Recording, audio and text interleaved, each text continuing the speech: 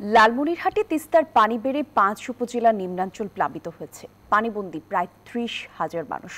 তলিয়ে গেছে রাস্তাঘাট, পুকুর। রোপা, আমন ক্ষেত এবং বাদাম সহ বিভিন্ন ফসল এখন পানির নিচে।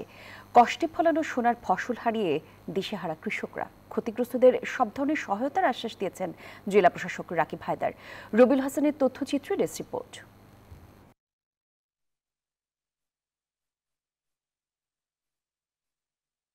ফলে বেড়েছে তিস্তার পানি।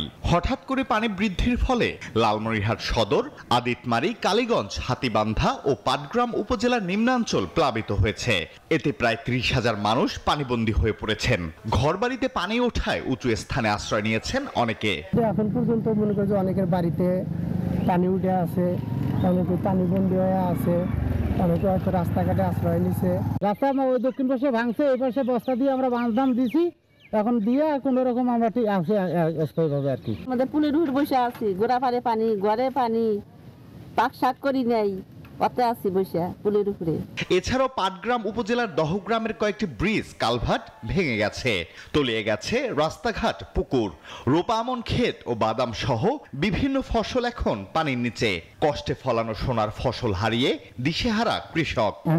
আইসাল টাইসাল চুলা টুলা সব ভিজা গেছে, কি করুন, পানি উঠে গেছে, উপায় নাই তো। জেলা প্রশাসক রাকিব হায়দার জানান, পরিস্থিতি নিবিড়ভাবে পর্যবেক্ষণ করা হচ্ছে।